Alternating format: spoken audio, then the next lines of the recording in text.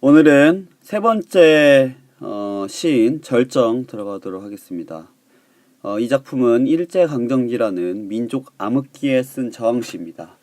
작품에 드러나는 화자의 어조와 태도에 주목해서 감상을 하면 되는데요.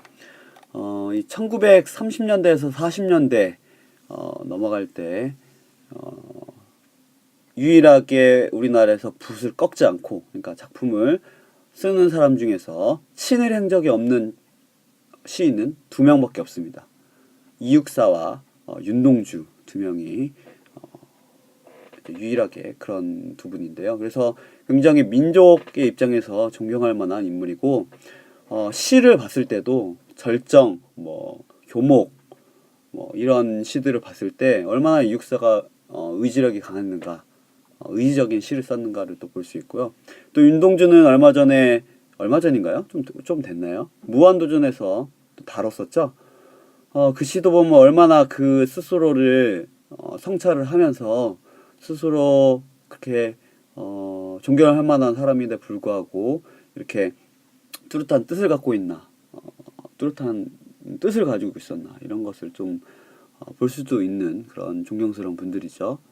그래서 여러분들은 이 작품을 통해서 함축적 시여와 절제되는 어조를 통해 화자의 초극 의지, 뭔가를 극복하려는 의지를 느낄 수 있어야 하며, 일제감정기의 절박한 시대 상황에서 쓰여진 작품임을 염두에 두고 작품의 의미를 해석할 수 있으면 됩니다. 네. 자, 그러면 시를 본격적으로 한번 감상을 해볼까요? 매운 계절의 채찍의 갈겨. 자, 시작부터 참 암울하죠? 자, 채찍에 맞아봤나요?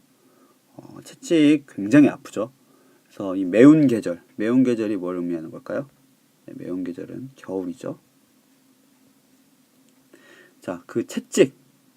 자, 겨울과 같은 그 계절은 보통 사계절 가운데 가장 혹독한 계절이죠. 그래서 굉장히 아까도 얘기했지만 일제감정기라는 것을 염두에 뒀을 때 이런 암울한 상황을 얘기하는 거겠죠. 네, 상황. 그러면서 이 채찍은 그 암울한 상황에 뭐겠어요? 시련과 탄압 같은 걸 얘기하겠죠. 자, 이런 탄압에 못 이겨서 어떻게 됐느냐? 북방으로 휩쓸려 왔습니다. 채찍에 못 이겨서 버텨서 북방으로 온 겁니다. 자, 여러분들 우리나라의 입장에서 동서남북 가운데, 그러니까 북방부 기준으로 추운 곳이 어딜까요? 북쪽이죠. 그러니까 이 추운 계절에 가장 추운 곳으로 몰려온 거예요. 자, 그런 것을 따져봤을 때 이 북방이라는 곳은 굉장히 한계 상황입니다. 한계 상황. 네, 한계 상황을 얘기하는 겁니다. 그 시련의 가장 끝에 한계에 도달한 거예요. 자, 특별히 또 이 북방이라는, 이게 아니죠? 북방이라는 이 장소를 기억할 필요가 있습니다. 자, 그 다음 2연. 하늘도 그만 지쳐 끝난 고원.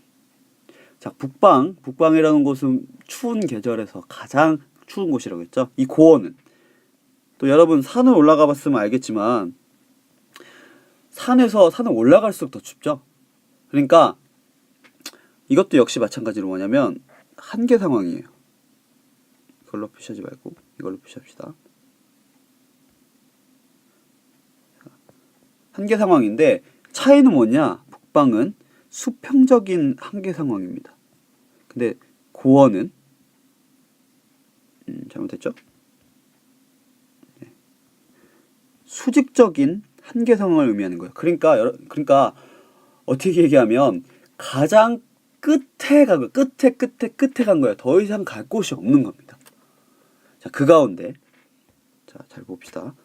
서리빨 칼라진 그 우에서다. 자, 서리빨이 어떻죠? 굉장히 날카롭죠? 그 칼날진 그 위인데 발음을 편하게 하기 위해서 우라고 표현한 겁니다. 그 우에서다. 자, 수평적으로 내가 갈 수 있는 가장 북쪽으로 갔으며 그 중에 가장 산 꼭대기로 도망쳐 올라가고 그 꼭대기의 가장 끄트머리, 낭떠러지 바로 위에 있는 거예요. 자, 여러분들 여기까지 봤을 때 이렇게까지 봤을 때 얼마나 한계까지 몰렸는가를 알 수 있죠. 자, 시적 화자는 이렇게 하겠습니다. 어디다 무릎을 꿇어야 하나. 한 발 제껴 디딜 곳조차 없다.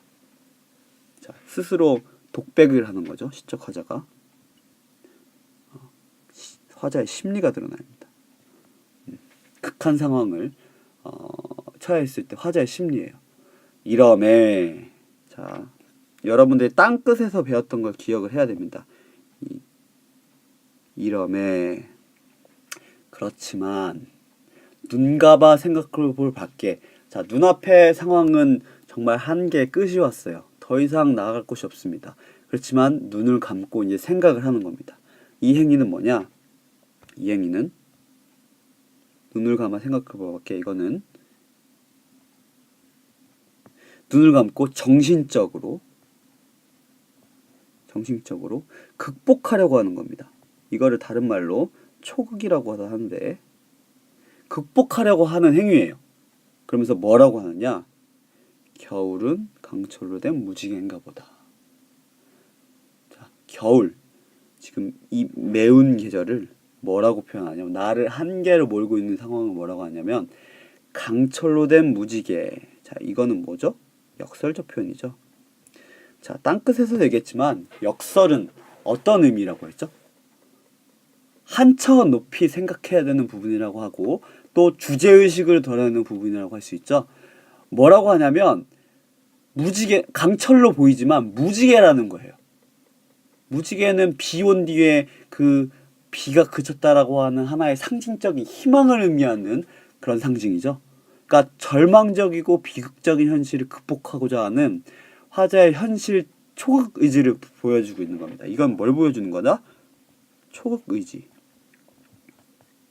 상황이 바뀐 건 아무것도 없어요. 그렇지만 그 상황을 뭐라고 하냐면 무지개라고 표현하는 겁니다. 강철, 차갑지만 그것이 나에게는 희망이다라고 얘기하는 겁니다. 대단한 시인이죠. 선생님은 그래서 이것뿐만 아니라 여기 옆에도 나와 있지만 뭐 광야, 교목 이런 시들 읽어볼 때 이 사람은 결국 어디서 죽었죠? 감옥에서 죽었죠. 이육사 본명 아니죠? 감옥 그 자기 번호 이름이에요. 264번이었거든요. 자, 이렇게 존경스러운 시를 쓸 수 있다는 거 참 대단하다고 생각합니다. 자, 그럼 전체 구성을 볼까요? 자, 첫 번째 1연 수평적 공간에서의 극한 상황입니다. 좀 지워보고 싶은데 지울 수가 있을까요? 지우개 버튼이 어디 있을까? 지우개 버튼 어딘지 모르겠네요. 어쨌든 자, 1연은 뭐다? 수평적인 한계 상황입니다. 2연은 수직적인 극한 상황이에요. 그래서 3연에서 심리 그것을 인식합니다. 내가 지금 한계에 몰렸구나. 그래서 마지막 4연에 그것을 극복하려고 하는 것을 볼 수 있죠. 자, 이것을 또 이렇게도 볼 수 있습니다. 화자의 상황, 그 다음에 여기는 화자의 인식이라고도 볼 수 있죠. 자, 좀 더 잘게 쪼개볼까요? 자, 한시 방식인데요. 4개로 이루어져 있죠. 그래서 흔히 많이 알고 있는 기, 승, 전, 결 이렇게도 볼 수 있습니다. 자, 그러면 핵심 정리 한번 해보겠습니다. 갈래는 자유시 서정시입니다. 그리고 성격은 지사적, 뜻이 들어있고요. 상징적, 겨울 또는 북방, 고원 이러한 장소들이 등장하면서 뭐라고 해야 될까요? 그 여러 가지 상징들이 드러나 있죠. 의지적, 의지가 정말 드러나는 거죠. 저항적, 이 겨울에 저항하려고 하는 모습이 보입니다. 그리고 마지막으로 굉장히 남성적이죠. 자, 제재는 현실의 극한 상황이에요. 그래서 그 극한 상황을 어떻게 표현하느냐? 비장하고 절제된 어조로, 남성적 어조로 얘기하고 있습니다. 이 얘기에서 막 토로하지 않아요. 차분하게 겨울은 강철로 된 무지개한 것보다 비장하고 절제된 어조로 얘기하고 있죠. 주제는 이러한 극한 상황을 초극하고자 하는 의지가 보이는 극한 상황에 대한 초극 의지입니다. 자, 그래서 특징은 여기서 얘기했듯이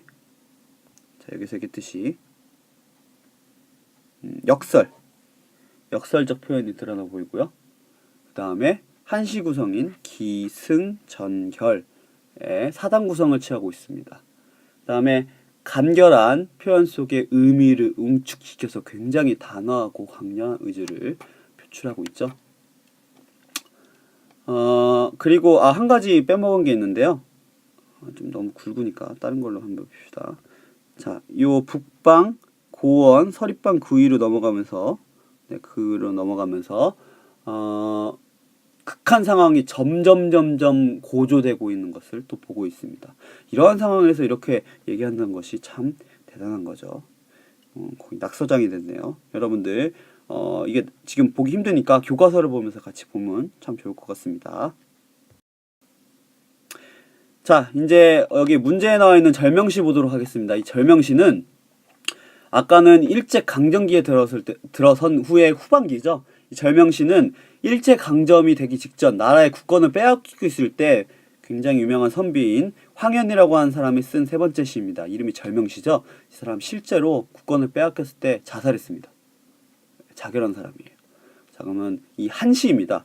이 한시인데 이 한시를 좀 보도록 하겠습니다. 이거는 읽지 않겠고요. 이걸 해석한 내용을 보겠습니다. 아까 한시 구성 얘기했죠? 이것도 역시 기승전결이에요. 기승전결. 자, 새짐승 숲이 울고 상하도 찡그리니 뭐예요?